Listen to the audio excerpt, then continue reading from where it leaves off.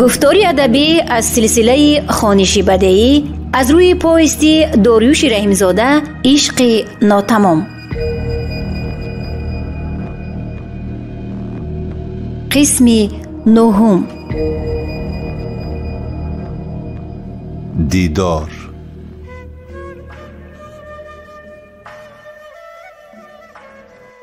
دل من چنان گوب گوب زدن گرفت که صدای دردناکش را می شنیدم. گمان می کردم که اگر از قفس سینه‌ام رها نیابد می ترکد. به دل گفتم خرامان جان من، برون خرام و ببر گوی خوبی از همه کس، سزای حور بده رونق پری بشکن. در آن شب تاریک طبیعت با امر تقدیر برای مسکینان منزل آفریده و شمع خیره همگی را در اطراف خود جمع آورده بود، ناگه قد و قامت خرامان مثل آفتاب عالم‌آرا که بعد شب‌های طولانی فصل سرما از پس کوه‌ها شعله پاشی می‌کند با قدم‌مانی مفتون کننده پیدا شد. شوق و ذوق و جوش و خروشی که از تماشای جمال آن پری بر من پیروز گشت، حسیات و هیجان عاشق دلسوخته ابگار بود. سری غیبی که دائما از لب و دهان و میان آن پریوش در تصور من غالبیت داشت، نور محض که از روی او میبارید، جبین و غبغب او نیز از این قبیل بود. چنین میپنداشتم که آن سروی رسا هرچه زودتر شود مرا عصا، زیرا نظاره من برای او لغزش ها داشت از آن صفا. برو دوشی او دل و دینم را ربوده، مرا دیگر مجال راست ایستادن نبود. میخواستم سرم را به پایش در اندازم و او با دستان نازکش مرا نوازش دهد. گمان میکردم خدایا خوابم یا بیدار، افسانه است یا واقعیت. به دو دیدم باور نمی آمد. ما تو محبود گشته بودم، اما آواز دلنواز مهوش مرا به هوش آورد. ای صغیره، خودت را به دست بگیر، باز نموری. نمیدانم بعد، اما الحال ضروری. شب از نیم گذشت، چاره باید دید. من خرامان را به تو را به خدا می سپارم. علاج دیگر ندارم. تقدیر را بین. به همین را خود را به آغوش آسیابان پرتافتم. نامم را ماهی یکتا می گفتند. دختری شکر شکن و عنبر زقن و خوشخرام و سمنبوی خود را در این تاریکی حواله به کسی می کنم که بار دوم می بینم، گفته با آواز گریه آلود این بیت را خواند. عمر رفت و خارش در دل بیتاب ماند، مشت خاشاک در این ویرانه از سیلاب ماند. و گریه جانسوز کرد. اما تیز خود را به دست گرفته چیکار کنم؟ سر را به کجا زنم؟ گریه درد را سهل لیکن کار را آسان نمی کند. گفت ساربان به من مراجعت کرده اکنون فهمیدم تو بچه ساده نبوده ای. عقل و دست و بازویت بر جاست. حالا تقدیر ما را به تو پیوست.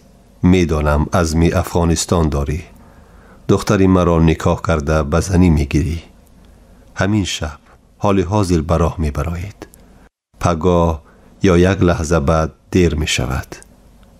نور دور بلا دور گفتند. تاریکی همه گپ را می بردارد. نمیخواهم دخترم دستی به دست شود. خودم را در 13 سالگی به آغوش ملای از پا و میان مانده پرتافتند. اقلا دخترم سخت هم باشد روی جوان مرد را بیند. آنجا که بخت است آنجا تخت است گفتند. آواز مهوش باوری بخش صدا می داد.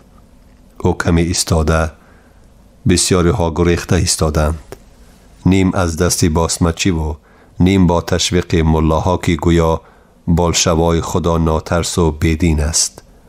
اما این بدبختی من از پشتی همین باسمچی های با نام شریعت پناهی است که 2 شبانه روز یگانه دختری مرا شکار دارند گفت.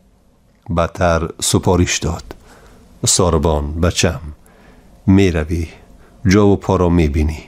شنیدم که ملک افغان مسلمانی و خاطر جمعی و امن و امانی است. اگر با خرامان دیدید که عدل و عدالت است، تو بیا ما را با شربت ببر که حداقل آنجا دمی بیغم زنیم، عمری مانده را بینیم. اگر این ملک پدری آسوده شد، شما از این رهگذرها خبر میابید، برگردید. لیکن دانید وطن آنجاست که امن است. بعداً مهوش ما را مجبور کرد که با آنها یگان چیز خوریم، اما از گلوی من چیزی نمی گذشت. در نظری من نه باسمچی می نمود و نه بال شوای. هرچی تیزتر می خواستم با خیرامانی عزیزم تنها بمانم. آماده سفر شدیم. دیدم که خیرامان هم به های های گریه کردن سر کرد. اما بدتر هرچند اندیشه کنم، به نظر نمی رسید که آچه و دختر درباره از ملک سر و برگرفتن ما پیشتر مصلحت کرده بودند. من با فرمان مهوش به اسب سوار شدم. گرچند خشکسالی و اولی بهار آبها یخ نکند هم هوا سرد بود. به خیرامان جامه نیم داشت، اما قفس پختناک پوشانیدند. شربت و کمال به خیرامان یاردم کردند و او را در پس زین شینانیدند. مهوش امر کرد که چکمنی از ملای گرسخته مانده را هم به پشت خیرامان پرتایند. مهوش: مادر راضی، خدا راضی، هر دو بنده مسلمانید. من به شما دعا دادم، در اولین فرصت مثل من و شربت نکاحی حلال میکنید. خدا خودش همدان و بخشنده و مهربان است.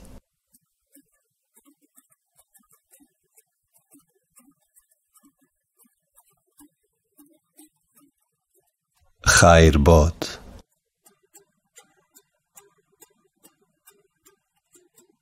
از درون غار تا بالا روی زمینی هموار برآمدن راه کوتاهی سخت بود. تقدیر همین بوده است. ماها و سالها من آرزو میکردم که یک بار خیرامان را بینم و او را به آغوش بگیرم. در کوتاهی نوک‌تیز خیرامان از پس زین مرا سخت به آغوش گرفتم. می ترسید که از اسب پایین نلغزد. زبانی من لال گشته بود. قوت چیزی گفتن نداشتم.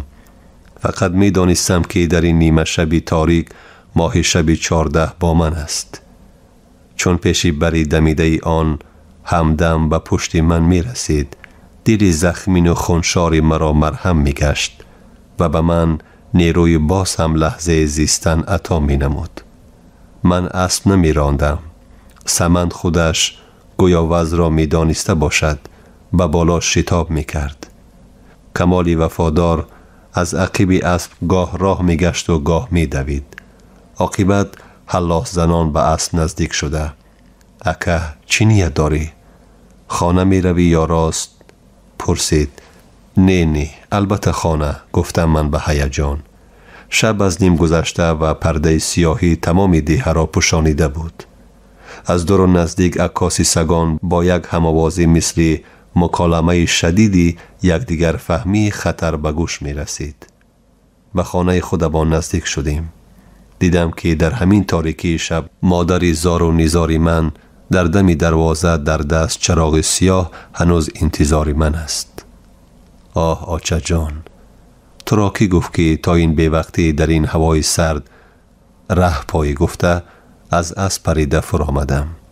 خدا تو را فرزنددار کند. بعد به این سؤال من جواب میابی. پاسخ داد مادر. بعدن مرا به آغوش کشیده به گریه: ساربان جانی من، آرزو داشتم که سرابانم میشوی، مرا گرو چوب میکنی، در بالای قبرم یک کف خاک میپرتایی، اما علاجم چیست؟ مجبورم خودم را به این وادی نومیدی پرتایم. زود باش، من همه اسباب سفرت را آماده کردم. گفت. از دنبال مادرم رفتن گرفتم. تگ دالان رسیدیم. دیدم که در یک طبق بزرگ خمیرکنی گوشت بریان در یک دسترخوان و در یک دسترخوان کلان دیگر 15-20 نان پیچانیده بسته شدند. یک کوزه خالی سفالی، چخماقک آتشگیرانی، لباسهای گرمی از پدرم مانده را در یک گیریمچه لوله بند کرده، بری به برماندگیان و خورجین نوی دستباف کلان که به تن و توش سمند موافقت میکرد آماده بار کردن و گرفتن این جهاز هستند. اما مادرم مرا کمی درونتر کشیده با آواز نهایت خواطرآمیز: چی شده است که مولا روزی 2 بار کس فرستاده تو را از نام باسمچی ها سراغ کرد؟ طبق دستور او تو باید هر چه تیزتر به نزدشان حاضر شوی. میگویند سرکرده باسمچی ها آوازه بزیبی دختری خدازده مهوش را شنیده او را با نوکرانش در همه جا کافته ایستادند. کدام بد دهنی تهمت کرده است که ساربانی بچه محمدی بای خوشداری خرامان بوده است و نیت باسمچی ها را فهمیده او را در کیم کجای پنهان کرده است. به خود گفتم ای خدای، یک بلا بس نبود که دیگرش پیدا شد. آخر دروغ و تهمت روی راست. گوری پدری مهوش با دختری بزیبش، اما تو هرچی تیزتر باید ته دشت سمت خوالینگ نیمه روی و از آنجا به ملک اسلام پناه ببری. دیگر وقت و امکان نبود. من از مادرم دعا گرفتنی بودم و گپ را به مقدمه سر کردم. آچه جان، این گپ تهمت نیست. من در حقیقت دختری مهوش خرامان را دوست می دارم. او انا حالا او بالای اسب نشسته است. مادری بیچارم از سراسیمگی: برای چی این کارا کردی؟ با آتش بازی میکنی؟ خودت به سرت بلا آورده ای. ای خدای، پیش از موی سفید نمردم که جانم از همین زندگی و درد و علم خلاص شودی. گفت مادرم با درد و علم. مادر جان، من به او نمیتوانم، به او میمیرم. گفتم با هیجان. ای خدا، بیوه مهوش جلب با همان دخترش مورند. گفت آچم آواز بلند کرده با ملامت دست افشانده از من رو تافته: آخر تو با مصلحتی کی این کارا کردی؟ بعد کمپیر گویا خود با خودش گپ میزده باشد. آدمانی پردیده میگفتند که آچش را ببین، دخترش را بگیر. تو در این دختری بیوه مهوش چی دیدی که به تو معقول شد؟ آبی در خانه لایالو، دختری همسایه خیلمینی. ها درست، عاشق کور است. اگر بر دیده مجنون نشینی بجز از خوبی لیلی نبینی. کلانای ما نصیحت میکردند که بچم اول همراه بعد راه. ای وای، من این سری بی صاحبم را در کجا زنم؟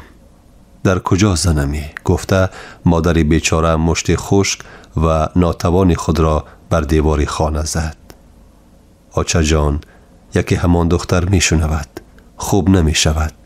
گفتم و سخنم را ادامه داده علاج دیگر نیست. بیا ما را دعا ده، رویم، روز می شود. گفتم. کمپیری مشتی پر سرش خم دست به منه برده گویا علاج ناعلاجی را می جست. در روشنی چراغ خیره هم باشد می دیدم که آب دیدگانش 6 قطار می ریزند. اما وضع را دیده میلش خیرامان آرمانیت را بیار ببینم گفت. همچنان کردم. کمپیر روی خیرامان را کشاد.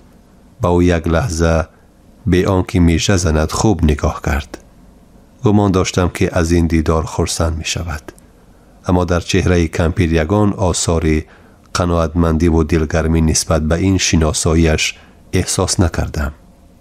آچم کوشش میکرد خود را به دست بگیرد و یک تبسم ناعلاجی و مجبوری هم از خود نشان داد که این حالت را هیچ وقت در سیمای او مشاهده نکرده بودم.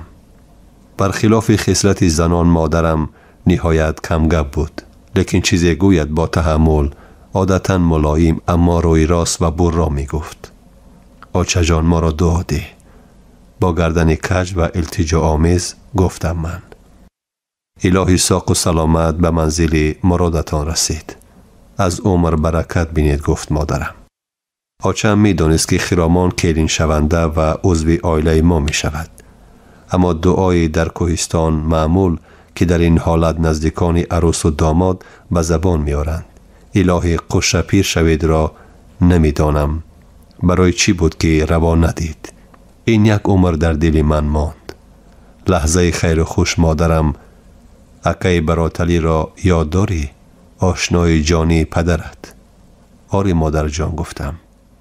مادرم سخنش را ادامه داده آوازه های شوم را شنیده خسته خش و تبار شگناویش را خبرگیری آمده است. خانه ما هم در آمد. با آب دیده و زاری و تولا بلاهای به سرمان آمدگی را به او نقل کردم و قرارمان را هم گفتم. اکای براتلی را التماس کردم به تو یاردم کند تا به آن طرفی دریا گذشتن.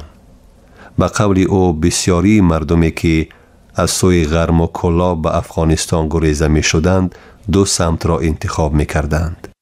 نامشان را هم گرفت. حالا من فراموش کردم.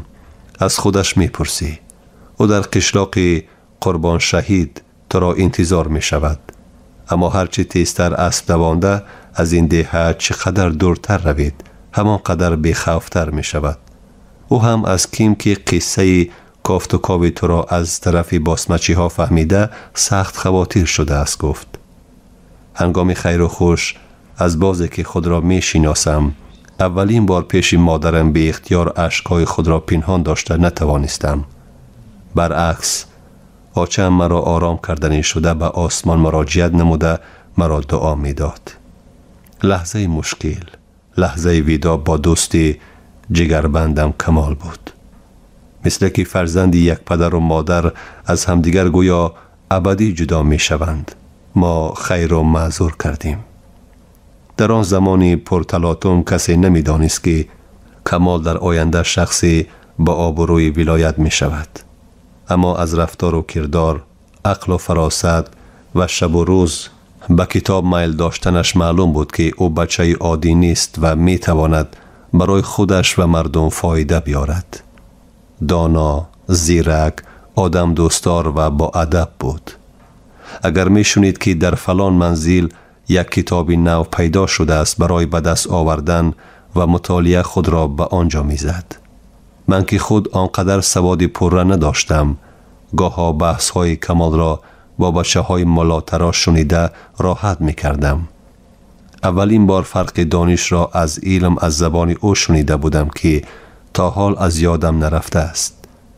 یک نشان خوبی و صاحبی آینده نیک بودن کمال آن بود که با بچه های از خود کلام و صاحب معرفت تیز انس می گرفت. دوستی پیدا می کرد. از آنها می آموخت. کمال به سلیم هم مهر داشت. آنها دائما درباره کیم کدام کتابی خوانده اشان بحث می کردند و از این کارشان ذوق می بردند. شعردان بود. و بیت برک کشیدن همسبقانش توجهی مرا نسبت به سخندانی او زیاد می کرد. هنگامی ویدا به او گفتم کمال جان وضعیت را بین. اگر توانی تو هم بیا. او تعجب کنان از من پرسید به کجا اکای ساربان؟ به افغانستان جواب دادم من. اکا جان می دانم شما ضرورت دارید. علاج دیگر را نسبت به قرار شما نمی بینم. برای همین پیش راحتان را گرفته نمی توانم. من پدر و مادر من هیچ وقت به آنجاها نمی رویم. ما حتی گاو برای جفت زمین نداریم. آوازه های هستند که وضع خوب می شود. مخصوصا برای ما بر این کمبغل ها. شما آدمی راستکار هستید. الوداع نمی گوییم. خیر می گوییم. دلم گواهی می دهد که ما باز با نیکی می بینیم. توکل شما هم به خدا از ما هم. گفت کمال با علم. با مادرم با کمال آغوش کشیده خیر و معذوری دردناک کردیم. من با یک خیز به سمن سوار شدم و با خیرامان راه را پیش گرفتیم. کافری و بیدینی بالشوای بعید اما بچه بازی و دزدی و غارتگری باسمچی در این ملک تعیین گشته بود. بعدی کار آن بود که ملک مثل پیش صاحب نداشت. مردم نمی دانست دادش را به کی گوید. اگر پیشتر از گریزه شدنم به افغانستان دو دیلگی می کردم از آن که باسمچی ها در پی خیرامان افتیدند. این تصمیم برایم قطعی بود. جلوی اسب را طرف خاولین گردانیدم. میخواستم هرچی تیزتر این مکانی عزیز اما توسط باسمچی و بالشوای خطرناک گشته را ترک کنم. قریبی روز به قشلاق دره دیولاخ رسیدیم. از دیگر طرف راه دهه سنگاو نمودار بود.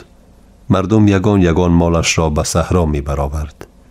میخواستم این دهه ها را ناعیان عبور کنیم تا کسی مرا نشناسد. بعضی دوستان پدرم از همین قشلاق سنگاو بودند. خانه ما رفت و آمد داشتند. واخوری با آنها برایم گوارا نمی نمود. زیرا وقتی پدرم ساق و سلامت بود، هر زمانی که به شگنا می آمدند از دسترخوان و مهمان نوازی خاندان ما بهره‌ور می شدند. اما روزی که موی سفید سر به بالین مرگ نهاد، جوره هایش غیر از بابای براتلی دیگر کسی او را سراغ نکرد. از چنین دوستان و از چنین دوستی امیدی نیکی نبود. به همین خاطر من اسب را به گردنه چپ دهه راهنمو کرده از پایین مزار به قسمت بالایی چشمه آب شیرین گذشته این موضع را هم عبور کردم. نزدیک به دهه تیگاون احساس نمودم که خوابم میبرد. خستگی اسب هم حس کرده میشد. از خیرامانی عزیزم هر زمان حال و احوال میپرسیدم. خوب گفته جواب میداد، اما دم به دم تاکید میکرد که تیزتر اسب رانم.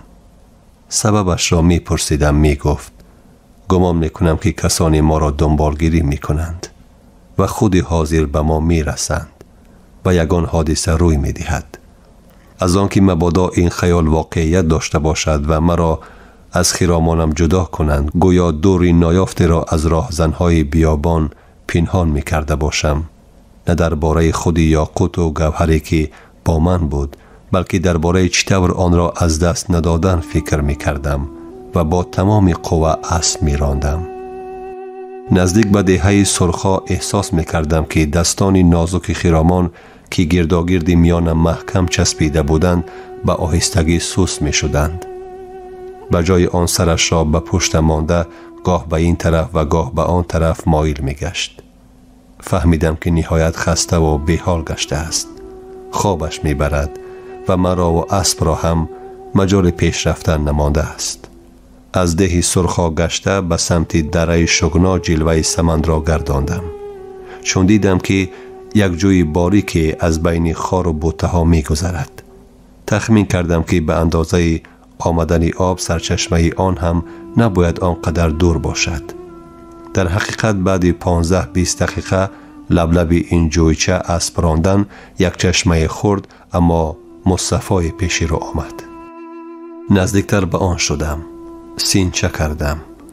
در زمینی لای نزد چشمه ایزی پای آدم و جانورها هم دیده می شد. تصمیم گرفتم که برای یک کمی دم گرفتن در مسافه نکم از 100-200 متر باید جای انتخاب کنیم.